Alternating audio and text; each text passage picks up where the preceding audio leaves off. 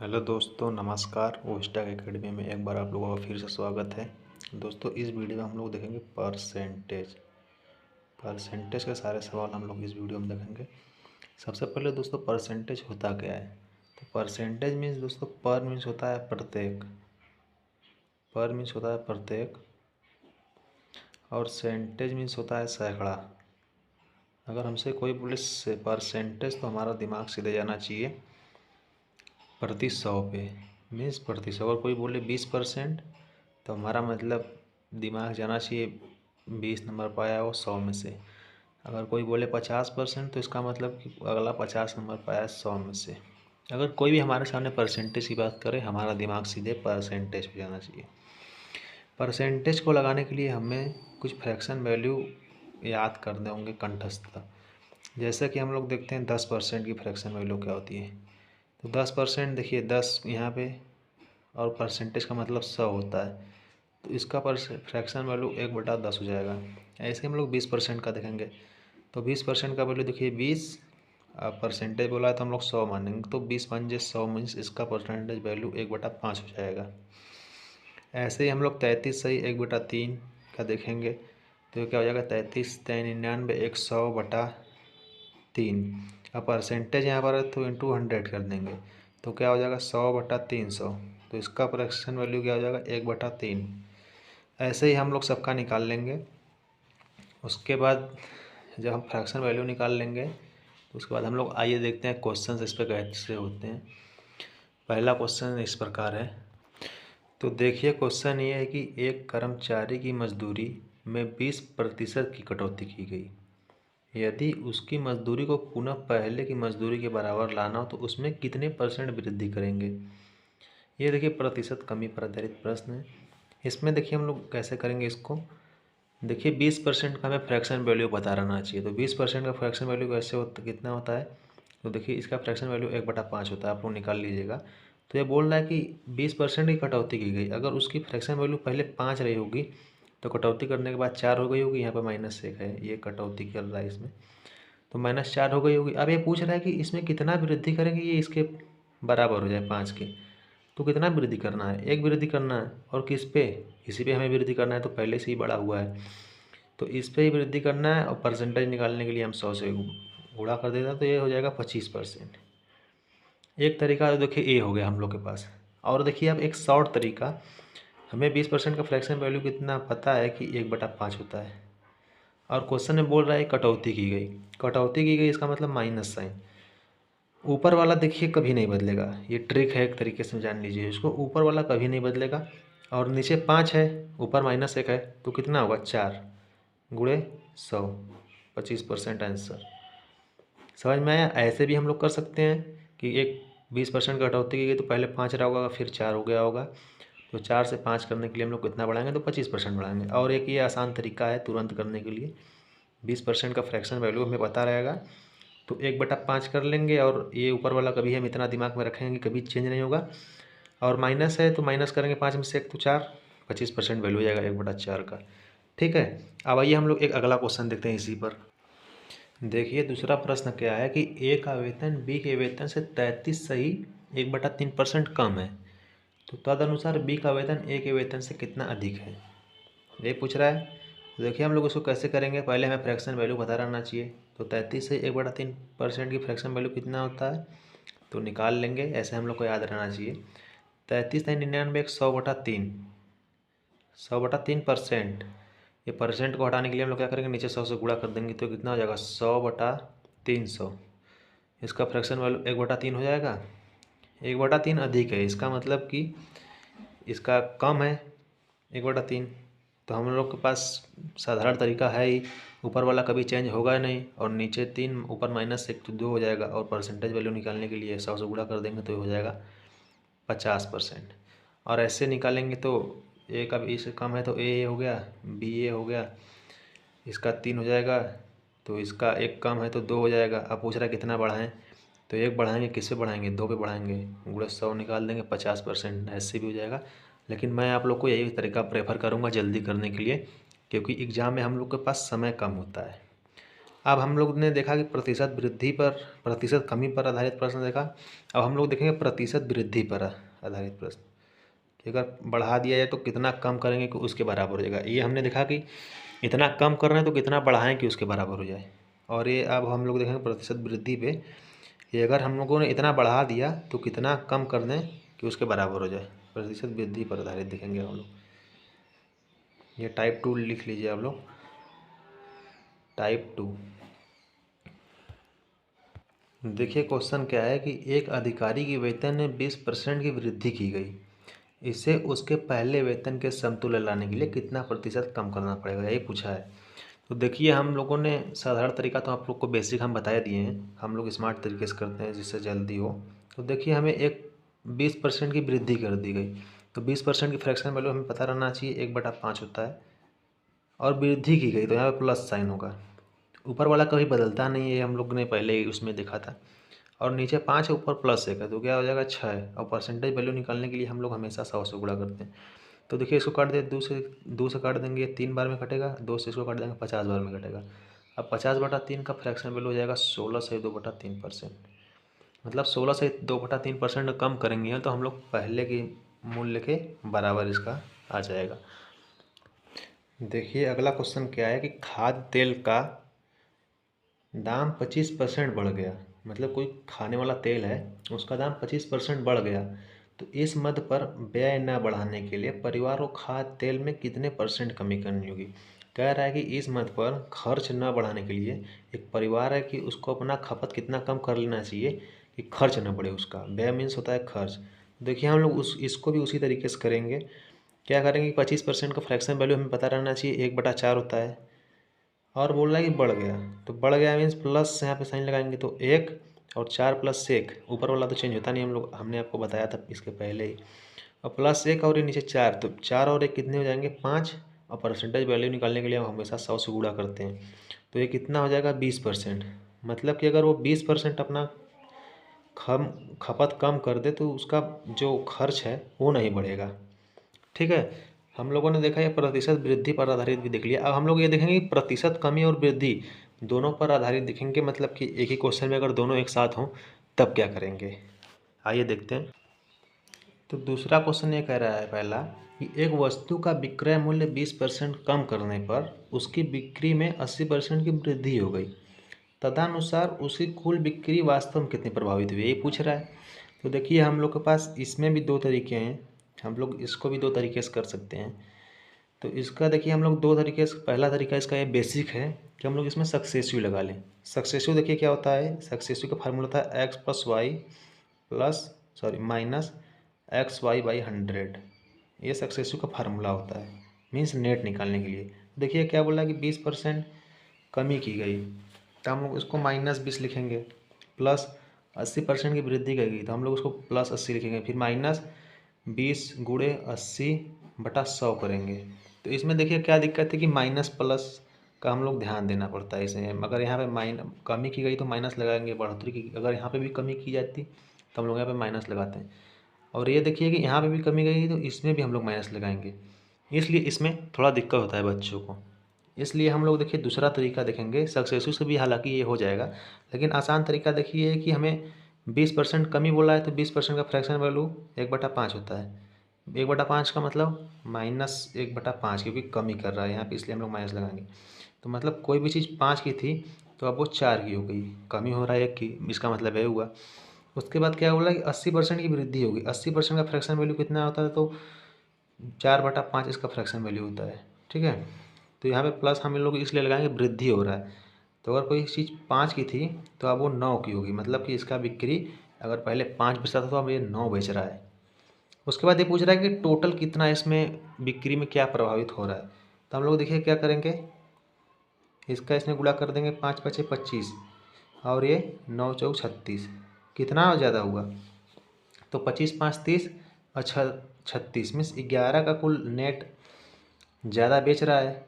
और किस पे ज़्यादा बेच रहा है, तो 25 पे ज़्यादा बेच रहा है। अब परसेंटेज वैल्यू निकालने के लिए हम लोग 100 से गुणा करते ही हैं। परसेंटेज वैल्यू निकालने के लिए हम लोग 100 से गुणा करते हैं, तो 25×4 = 44%। हम लोग को हालांकि सक्सेसिव याद रहना चाहिए, x + y - xy/100। इससे क्या होता है कि अगर वैल्यू इसकी 3% दे दी, इसका दे दिया 5%, 6% दे दिया, तो हमें निकालने में थोड़ा दिक्कत होगा। इसको 100 से हमें 106 मानना होगा, इसको 100 से हमें 103 मानना होगा। अगर कमी करता तो 100 से 97 मानना होता। फिर भी हम लोग गुणा करके निकाल देंगे, ऐसी बात नहीं है, लेकिन आसानी में ये भी कभी कभी आसान पड़ जाता है। जैसे कि अगर केवल वृद्धि कर रहा है तब, अगर वृद्धि कमी दोनों कर रहा है या कमी कर रहा है तो बच्चों को जोड़ने घटाने में थोड़ा प्रॉब्लम होने लगती है। ठीक है, आइए हम लोग दूसरा क्वेश्चन देखते हैं। सॉरी, देखिए यहाँ पे प्लस होता है सक्सेसिव के फार्मूला में, x plus y plus x y by 100 minus plus, हम लोग अगर कमी हो रहा है तो माइनस लगाते हैं, वृद्धि हो रहा है तो प्लस लगाते हैं, इसलिए प्लस का साइन तो हम लोग ऐसे ही जानते हैं कि प्लस लगाया नहीं जाता, समझ लिया जाता है अपने से, और माइनस होता है तो माइनस लगाया जाता है। इस पर हम लोग आइए नेक्स्ट एक अगला क्वेश्चन देखते हैं। तो क्या है कि एक प्रेक्षागृह की सीटों की संख्या में 25% की वृद्धि कर दी गई और उसके टिकटों की कीमत में 12% की वृद्धि कर दी गई, तदनुसार उस प्रेक्षागृह की आय में कितनी वृद्धि हुई। तो इसको देखिए हम लोग सक्सेसिव से भी कर सकते हैं, 25 प्लस 12 प्लस 25 12 कर देंगे तो 300 हो जाएगा बटा 100, 25 गुणे 12 एक्स वाई बाई 100, 300 हो जाएगा, काट देंगे 3, 25 12 37 प्लस 3 40% हो जाएगा। इसको हम लोग देखिए अब अपने मेथड से करते हैं कि अपने मेथड से कैसे होगा। तो देखिए 25% की वृद्धि कर रहा है, तो 25% की फ्रैक्शन वैल्यू कितनी होती है 1/4, मीन्स वृद्धि कर रहा है तो 4 से 5 हो जाएगा, प्लस है ऊपर, वृद्धि कर रहा है 1/4। उसके बाद बोल रहा है कि टिकट की कीमतों में भी 12% की वृद्धि कर रहा है, तो 12% का फ्रैक्शन वैल्यू निकालना होगा तो हम लोग क्या करेंगे 12/100 करेंगे, या तो हम लोग फिर 100 से 112 ही मान लें, प्लस 12, 100 से 112 कर रहा है, लेकिन हम लोग इसको थोड़ा काट के छोटा कर लेते हैं क्योंकि कैलकुलेशन में थोड़ा आसानी हो जाएगी। तो हम लोग उसको देखिए 4 से काट लेंगे, ये 3 बार में कट जाएगा या 25 बार में कट जाएगा, 4 3 12, 25 चौक 100, ऊपर प्लस का साइन रहेगा, जान रहे हैं वृद्धि हो रहा है, तो 25 से क्या कर रहा है 28 में बेच रहा है, बढ़ा देंगे, उसकी कीमत बढ़ा देंगे, तो क्या हो जाएगा 25 चौक 100 हो जाएगा, और 25 का 28 में गुणा करेंगे तो 8 5 40 की जीरो का नंबर 4, अब 5 दूना 10 और 4 14, मीन्स 100 पे 140, 100 पे 140 की वृद्धि कर रहा है, मीन्स 40% का वृद्धि कर रहा है डायरेक्ट, क्योंकि 100 पे कोई चीज़ वृद्धि की होती है तो परसेंट में 100 से जितना ज़्यादा रहता है उतना ही वृद्धि होता है। जैसे कि हम लोग देख लेते हैं 40 की वृद्धि कर रहा है किस पे 100 पे, इसको फिर परसेंटेज निकालने के लिए हम लोग 100 से गुणा करेंगे तो 100 से 100 कट जाएगा, इसका मतलब कि 40% की वृद्धि कर रहा है। ठीक है, अब हम लोग नेक्स्ट क्वेश्चन देखेंगे इसमें क्षेत्रफल पर आधारित प्रश्न। अब क्षेत्रफल देखिए कैसे निकाला जाता है हम लोग ये भी देखेंगे। क्वेश्चन कुछ इसमें ऐसे इस प्रकार है, क्षेत्रफल पर आधारित, टाइप आप लोग चेंज कर लीजिएगा। देखिए क्वेश्चन क्या है कि यदि एक घन का प्रत्येक सिरा 50% बढ़ा दिया जाए तो उसकी सतह का क्षेत्रफल कितना परसेंट बढ़ जाएगा। हम लोग इसको सक्सेसिव भी निकाल के लगा सकते हैं कि 50 प्लस 50 प्लस 50 गुणे 50 बटा 100 कर देंगे तब भी निकल जाएगा। तो ये देखिए क्या है, 0 0 कट जाएगा, 50 50 100 प्लस 5 5 25 इक्वल टू 125% आंसर हो जाएगा। ये तो हमने सक्सेसिव से निकाला, जो हम लोग फार्मूला याद किए थे x plus y plus x y by 100, जो हम लोग फार्मूला इसका पहले देखा था। अब हम लोग अपने मेथड से इसको देख लेते हैं। तो 50% की फ्रैक्शन वैल्यू होती है 1/2, ये हम लोग को याद रहना चाहिए। बढ़ा दे रहा है तो यहाँ पे प्लस लिखेंगे, वृद्धि कर रहा है तो 2 से क्या कर दे रहा है 3 कर दे रहा है। फिर क्या कर रहा है 50 से फिर एक बार और हम लोग क्षेत्रफल पूछ रहा है तो हम लोग 2 बार करेंगे, तो 50 से फिर कर दे रहा है 1/2, तो फिर प्लस साइन 2 से 3 कर दे रहा है, तो क्या इतना कर रहा है 4, कितना बढ़ा रहा है 9, मीन्स 4 से 9 बढ़ा दे रहा है, 4 से 9 बढ़ा दे रहा है, कितना बढ़ रहा है 5, किस पे बढ़ रहा है 4 पे बढ़ रहा है ना, तो हम लोग नीचे 4, जिस पे बढ़ेगा हम लोग नीचे उसी को लिखते हैं, नीचे 4 हो गया। उसके बाद परसेंटेज वैल्यू निकालने के लिए हम लोग 100 से गुणा करते हैं, तो 100 से इसको काट देंगे 25 बार में, और 25 का गुणा 5 में करेंगे तो 125% आंसर आ जाएगा। यहीं पे देखिए यहाँ पर भी वही आया है सक्सेसिव से, और यहाँ पर भी यही आया, जो आप लोग को आसान लगे उससे करिए। ठीक है, अब आइए नेक्स्ट क्वेश्चन देखते हैं। तो देखिए अगला क्वेश्चन क्या है कि यदि एक आयत की लंबाई में 12% और चौड़ाई में 10% की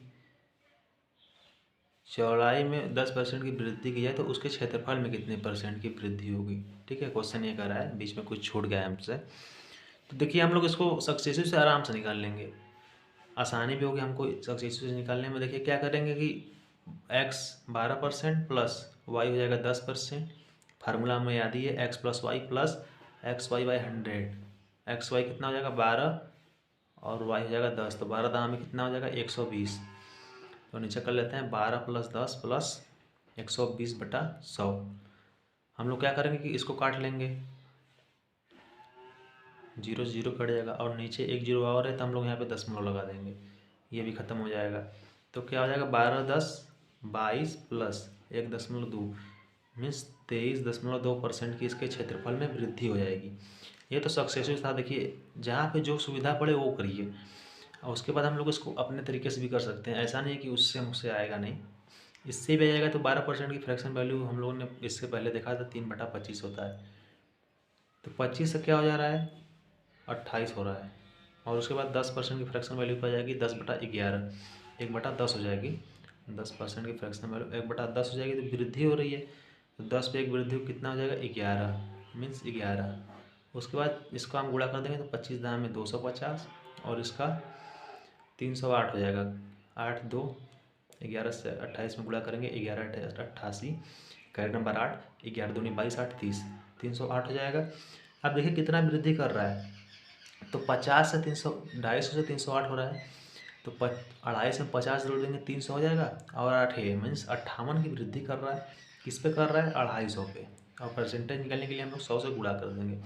तो 25 से इसको हम लोग काटेंगे, 25 दहा में 250, 25 चौके 100, फिर हम लोग उसको काट लेंगे। तो 2 दूना 2 5 10, 2 दूनी 4। अब हम लोग उसको 5 से काटते हैं। देखिए 5 58 कितनी बार में कटता है, तो 5 एकम 5 कट जाएगा ये, और 5 एकम 5 से कटेगा 3 बचेगा, तो 5 6 का 30 मीन्स 11.6 गुणे 2। देखिए गुणा करते हैं तो 23.2 आता है। 2 6 के 12 2 करें नंबर 1, 2 1 कम 2 1 3, 2 1 कम 2, दशमलव एक अंक के बाद है तो हम लोग एक अंक के बाद दशमलव लगा देंगे। देखिए आंसर आ गया उतना ही। कोई भी तरीका हम लोग जो आपको पसंद आए वो करिए।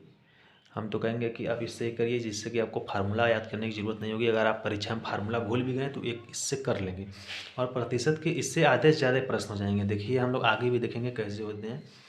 और दोस्तों वीडियो आप लोग को पसंद आए तो लाइक और सब्सक्राइब जरूर करें। उसके बाद हम लोग आइए देखते हैं आयतन पर आधारित प्रश्न। आयतन में देखिए क्या क्या होता है। देखिए आयतन के आधारित में क्या है, यदि एक गोलक की त्रिज्या में 50% की वृद्धि कर दी गई तो उसके आयतन में कितने % की वृद्धि हो जाएगी। अब तो यहाँ सक्सेसिव आप लोग का फेल हो जाएगा। सक्सेसिव लगाने वाले x + y + XY बाई 100 लगाएंगे, उसके बाद फिर निकल जाएगा तो फिर एक बार लगाएंगे। हम लोग के पास एग्जाम में इतना समय नहीं होता है, जितना जल्दी से जल्दी हो सके हम लोग उतना जल्दी से जल्दी कर सकें आंसर, अपनी समय को बचाने के प्रयत्न करेंगे। तो देखिए हम लोगों ने इसको जैसे क्षेत्रफल पूछा था तो हम लोग 2 बार गुणा करते थे जैसे उस मेथड से। इसलिए गुणा करते थे क्योंकि क्षेत्रफल का एरिया जो होता है सेंटीमीटर स्क्वायर मीटर स्क्वायर जो भी होता है स्क्वायर में होता है, लेकिन जो आयतन है, आयतन जो होता है वॉल्यूम, वॉल्यूम हमेशा मीटर क्यूब में होता है, सेंटीमीटर क्यूब में होता है। इसलिए हम लोग 3 बार गुणा करेंगे, और एरिया जो था वो 2 बार होता है, इसलिए हम लोग ऐसे 2 बार गुणा करते हैं। 10 से 11 हो रहा है, 10 से 9 हो रहा है, तो हम लोग 2 बार कर रहे थे। लेकिन हम लोग इसमें अब आयतन पूछा है तो 3 बार करेंगे। देखिए 50% की फ्रैक्शन वैल्यू होती है 1/2, तो 1/2 की वृद्धि हो रही है तो ऊपर प्लस साइन लगाएंगे, ठीक है। देखिए 2 से क्या हो रहा है 3 हो रहा है, तो हम लोग इसको कितनी बार लिखेंगे 3 बार लिखेंगे, क्योंकि आयतन पूछ रहा है। तो 2 से फिर 3 हो जाएगा, फिर 2 से 3 हो जाएगा, ठीक है। इस अगर क्षेत्रफल पूछा रहता तो हम लोग इतने पे ही 2 बार करके रुक जाते, ठीक है। अब सक्सेसिव इसमें 3 बार किया है, सक्सेसिव इसमें कैसे लगेगा। फिर इसका भी फार्मूला होता है सक्सेसिव का, आप लोग को बता देंगे इसके बाद, लेकिन कोशिश करिएगा कि इससे ही करेंगे तो ज़्यादा बेटर पड़ेगा। तो देखिए इसका 2 का क्यूब कितना होता है 8 होता है, 2 दूनी 4 दूनी 8, और 3 का क्यूब 27 होता है। देखिए 3 3 के 9 3 27। अब देखिए पूछ रहा है कितनी % वृद्धि की रही है, तो वृद्धि हो कितनी रही है पहले देखते हैं हम लोग। देखिए यहाँ पर वृद्धि 19 की हो रही है, 8 से 27 हो रहा है तो 19 की वृद्धि हो रही है। किस पे वृद्धि हो रही है 8 पे वृद्धि हो रही है। वृद्धि हमेशा 8 पे होगी, नीचे वही रहेगा जिस पे वृद्धि या कमी होगी। और परसेंटेज वैल्यू निकालने के लिए हम लोग के पास सीधा सा उपाय है, 100 से हम लोग गुणा करेंगे। तो देखिए इसका आंसर कितना हो जाएगा, 4 से हम लोग काटेंगे 2 बार में, 4 से इसको काट देंगे 25 बार में, फिर उसके बाद 2 से हम लोग इसको काटते हैं, 2 से काट देंगे 2 9 18, एक बचेगा 2 5 10, फिर 9.5 में 25 का गुणा कर देंगे, जितना आंसर आएगा वही आंसर होगा। देखिए 25 5 125 के 5, करेक्ट नंबर 12, 25 नवा 225 और 12, 225 12 जोड़ देते हैं, 5 2 7 2 1 3 237। और दशमलव कितने अंक के बाद है? एक अंक के बाद, तो हम लोग एक अंक के बाद आंसर लगा देंगे। मीन्स इसके क्षेत्रफल में 237.5% की वृद्धि होगी। ठीक है, अब हम लोग एक क्वेश्चन इस पर और देखते हैं, उसके बाद नेक्स्ट देखेंगे। देखिए अब क्वेश्चन क्या है कि यदि एक घन की प्रत्येक भुजा को 10% बढ़ा दिया जाए, तो पूछ रहा है कि तो घन का आयतन कितना परसेंट बढ़ जाएगा, यही पूछ रहा है। सक्सेसिव वाले तो भाई फेल हो गए हैं, यहाँ पे लगाने में उनको सुबह हो जाएगी, एग्जाम में हम लोग के पास इतना समय होता नहीं है। तो हम लोग देखिए इसको कैसे करेंगे। 10 का फ्रैक्शन वैल्यू होता है 1/10, और वृद्धि कर रहा है तो हम लोग यहाँ प्लस लगाएंगे, तो मीन्स 10 से 11 हो जाएगा, 10 से 11 वृद्धि हो रही है। ये पता है ना आप लोग को ये क्या है? ये इसी का 10% है। 10 का 10% निकाल लीजिए, देखिए कितना होगा। 10 दाएँ में 100, 10 से 10 काट देंगे 1 आ जाएगा, ये इसी का 10% है। ठीक है, तो हम लोग वृद्धि कर रहे हैं, तो 10 पे इस पे वृद्धि करेंगे 1 की, तो 11 हो जाएगी। उसके बाद हमें आयतन पूछ रहा है, तो 3 बार जाहिर सी बात हम लोग को वृद्धि करना होगा, तो फिर 10 से 11 और फिर 10 से 11। तो अब यहाँ पे देखिए 10 का क्यूब हमें पता होना चाहिए, 10 दाम 100 दाम 1000, और 11 क्यूब हमें पता रहना चाहिए 1331 होता है। गुणा करके देख लीजिएगा, 11 11 में 121, 11 1331 होता है। उसके बाद हम लोग इसका परसेंटेज वैल्यू निकालेंगे, कितना ज़्यादा है? 331 ज़्यादा है। किस पे ज़्यादा है? 1000 पे ज़्यादा है, गुणे 100 कर लेंगे, 2 जीरो से 2 जीरो यहाँ पे काट देंगे, 1 जीरो यहाँ पे, मीन्स यहाँ पे लगा देंगे, तो ये जीरो भी खत्म हो जाएगा। मीन्स इसका मतलब कि 33.1% की 33.1% की वृद्धि होगी। इसका मतलब वृद्धि, इसका मतलब कमी। ठीक है, नीचे साइन जो है, तो 33.1% की वृद्धि हो रही है। उसके बाद हम लोग आय और व्यय में भी देख लेते हैं। आय और व्यय, देखिए आय और व्यय पे क्या है कि रोहित अपनी कुल आय का 20% मकान के किराए के रूप में खर्च करता है, और शेष का 70% घरेलू चीज़ों पर खर्च करता है। यदि उसकी कुल बचत 1800 रुपये थी, तो उसकी कुल आय क्या है? मतलब उसका आय पूछ रहा है। तो हम लोग देखिए इसको कैसे करते हैं, बहुत ही आसान तरीके से। हम लोग उसकी आय को x मान लेंगे, आय पूछ रहा है, और कुल आय का 20% मकान के किराए पे खर्च करता है, और शेष का 70%। मतलब अगर वो 20% खर्च कर दे रहा है, तो बचा कितना? बचा देखिए 80%। 80% बचा, उसका शेष का ही 70% खर्च कर रहा है, तो बचा इतना, इसी का ये तो 70% खर्च करेगा।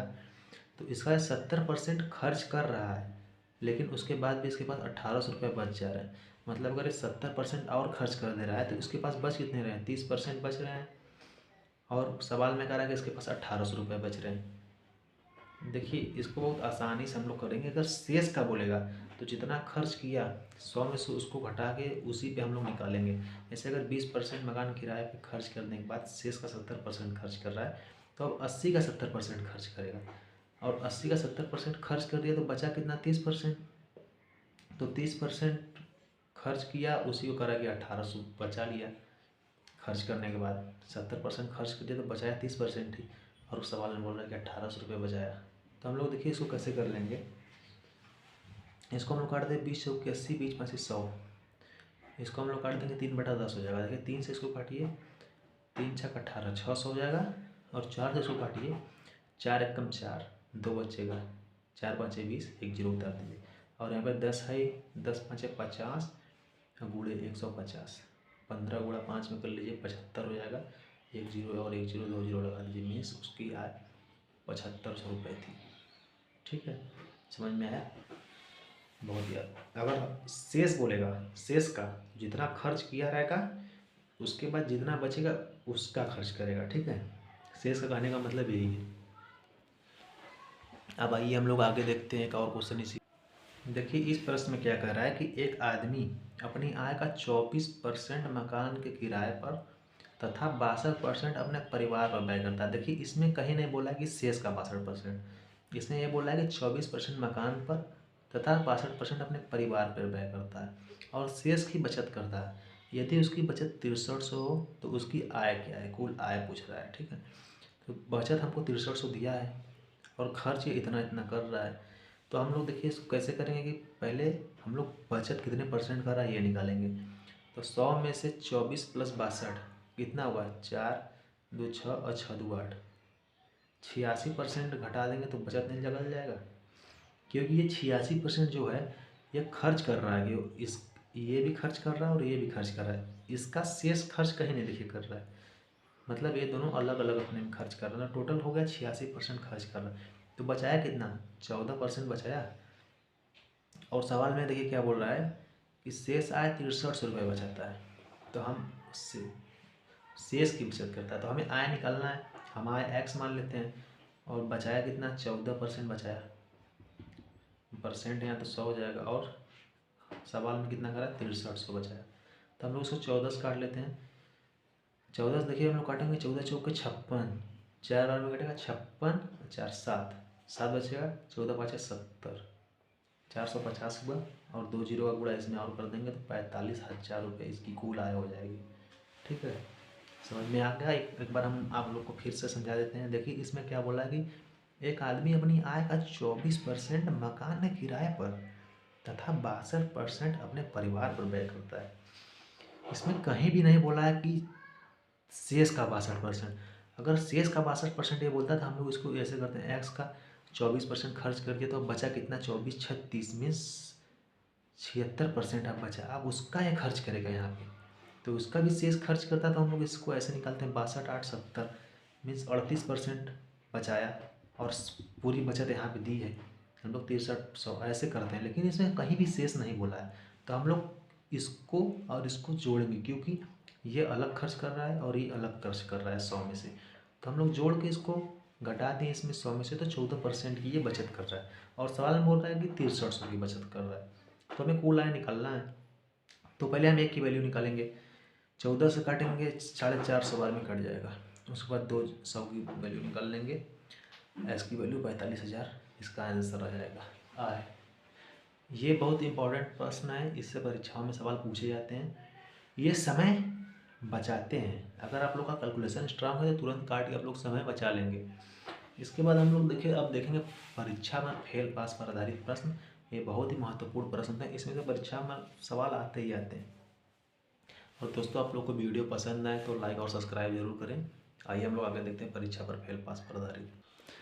देखिए परीक्षा पर फेल पास पर आधारित प्रश्न में कैसे प्रश्न पूछे जाते हैं। एक परीक्षा में परीक्षार्थियों का मतलब जो परीक्षा देते हैं 52% इंग्लिश में मतलब अंग्रेजी में फेल हुए अनुत्तीर्ण हुए और 42% गणित में अनुत्तीर्ण हुए। यदि दोनों में 17% अनुत्तीर्ण हुए तो उन दोनों विषयों में उत्तीर्ण परीक्षार्थियों का प्रतिशत क्या, यही पूछ रहा है कि दोनों विषय में कितने परसेंट पास हुए। तो हम लोग देखिए इसको कैसे करेंगे, जितने दोनों विषय में अनुत्तीर्ण हुए उसको 100 में जोड़ देंगे, 100 में जोड़ देंगे 170 हो जाएगा। उसके बाद जो एक एक विषय में अनुत्तीर्ण हुए हैं, जैसे 42% इसमें अनुत्तीर्ण है और 52% इसमें, इन दोनों को जोड़ के इसमें से घटा देंगे। तो देखिए 42 और 52 जोड़ देते हैं, कितना हो रहा है 4 5 6 9 94। 170 में 94 हम लोग घटा देंगे तो कितना आएगा, 7 में 4 जगह 3 और 11 में से 2 जगह 9 मीन्स 23% छात्र जो हैं ये दोनों विषय में पास हुए, दोनों विषय में पास हुए। देखिए एक बार मैं फिर से आप लोग को बताता हूँ, क्योंकि इससे प्रश्न आते ही आते हैं, थोड़ा इसमें कॉन्सेप्ट क्लियर रखेंगे हम लोग तो अपना समय परीक्षा में जरूर बचाएंगे। देखिए बोला कि एक परीक्षा में परीक्षार्थियों के 52% इंग्लिश में फेल हुए और 42% गणित में फेल हुए। यदि दोनों में 17% फेल हुए तो उन दोनों में पास कौन हुए, यही पूछ रहा है, ये दोनों विषय में पास कौन हुए। तो देखिए जो दोनों विषय में अनुत्तीर्ण हुए हैं उसको हम 100 में जोड़ेंगे, 100% ये परसेंट है, ठीक है। इसमें हम जोड़ेंगे 17, देखो 17 हो जाएगा, और जो एक एक विषय में फेल हुए हैं ना उनको हम लोग जोड़ के 170 से घटा देंगे, तो देखिए 23% आंसर आ जाएगा। एक प्रश्न इसमें हम लोग और देखते हैं। देखिए इसमें अगर थोड़ा हार्ड बनाना होगा तो बस ये ऐसे ही पूछ सकता है, और इससे हार्ड परीक्षा में प्रश्न नहीं पूछेंगे। देखिए इसमें क्या बोला है कि एक विद्यालय में 90% छात्र इंग्लिश में उत्तीर्ण हुए और 85% गणित में। बोल रहा है कि और 150 दोनों में उत्तीर्ण हुए, ठीक है। ये परसेंटेज नहीं है, संख्या दिया 150 दोनों में उत्तीर्ण हुए, और बोल रहा है कि इन दोनों में कोई भी छात्र अनुत्तीर्ण नहीं हुआ। तो अनुत्तीर्ण नहीं हुआ तो इसका मतलब 0% छात्र फेल हुए, बाकी सब पास हुए, सब के सब। तो हम लोग इसमें 100 में से न कुछ घटाएंगे न कुछ जोड़ेंगे। वैसे हम लोग को जोड़ना ही रहता है, अगर यहाँ पे फेल हुए होते तो। फेल कोई हुआ नहीं है तो हम लोग 100 मान लेंगे, माइनस उसके बाद ये दोनों जो है पास हुए हैं, तो 9 और 8 17, इस दोनों को जोड़ेंगे ना तो देखिए 90 80 कितना होता है, 9 8 17 5 175। हम लोग इसमें माइनस प्लस नहीं देखेंगे, बस अपना कॉन्सेप्ट क्लियर रखेंगे। तो देखिए 175 में से 100 घटाएंगे या 100 में से 175 घटाएंगे तो -75 आएगा। ये माइनस प्लस हम लोग को मतलब नहीं, अपना कॉन्सेप्ट क्लियर रखना है। ये 75% छात्र पास हो रहे हैं, हमारे हिसाब से तो 75% छात्र पास हो रहे हैं, लेकिन सवाल में कह रहा है कि 150 पास हो रहे हैं। तो हमें 1% की वैल्यू निकालना पड़ेगा। तो 1% की वैल्यू निकालने के लिए हम क्या करेंगे, 150/75 कर देंगे। और पूछ रहा है कुल छात्र कितने थे, तो कुल छात्र हम लोग हमेशा परसेंटेज 100 में निकालते हैं, तो 100 से गुणा कर देंगे। तो देखिए 75 से काट देंगे 2 बार में, 75 दूनी 150 और 100 दूनी 200, मीन्स कुल छात्र परीक्षा में 200 थे। अब हम लोग देखिए इसको एक बार फिर से कैसे करते हैं। बोला कि एक विद्यालय में 90% छात्र इंग्लिश में उत्तीर्ण हुए और 85% गणित में, और 150 दोनों में उत्तीर्ण हुए। इन दोनों में कोई भी छात्र अनुत्तीर्ण नहीं हुआ। तो अनुत्तीर्ण नहीं हुआ तो हम लोग 100 में कुछ भी नहीं जोड़ेंगे। और बोल रहा है कि इतने इतने पास हुए, तो 90 8 80 90 85 175 होगा, छोड़ने पे जोड़ दीजिएगा आप लोग। हम लोग घटाएंगे तो इसमें से 75 आएगा। माइनस प्लस का कॉन्सेप्ट नहीं रखेंगे, बस अपना कॉन्सेप्ट क्लियर रखेंगे। 75% विद्यार्थी दोनों में पास हो जाएंगे, ठीक है। उसके बाद ये पूछ क्या रहा है कि 150 दोनों में उत्तीर्ण हुए हैं, और हम कह रहे हैं कि 75% उत्तीर्ण हुए। तो 150 क्या कहा जाता है कि 75% की वैल्यू दी गई है, और हमें चाहिए 1% की वैल्यू। तो 1% की वैल्यू निकालने के लिए हम लोग 150/75 कर लेंगे। तो 1 की वैल्यू कितनी आ जाएगी 2, और परसेंटेज हमेशा 100 में निकाली जाती है, तो 100 की वैल्यू कितनी हो जाएगी 200। मतलब परीक्षा में कुल 200 छात्र क्या हुआ, उत्तीर्ण हुए। अरे 200 छात्र परीक्षा में उपस्थित थे, ठीक है। और बाकी हम लोगों ने इसमें 2 टाइप के क्वेश्चन नहीं किए। पहला एक था देखिए चुनाव पर आधारित, और एक उस पर था जनसंख्या पर आधारित। इन दोनों से परीक्षाओं में प्रश्न पूछे नहीं जाते हैं, इसलिए हमने नहीं करवाया। अगर आप लोग कमेंट बॉक्स में कमेंट करेंगे तो हम बता देंगे आप लोग को, वो भी एक आसान तरीके से। बाकी दोस्तों आप लोग वीडियो लाइक सब्सक्राइब और शेयर जरूर करें। अपना प्यार बनाए रखें। धन्यवाद।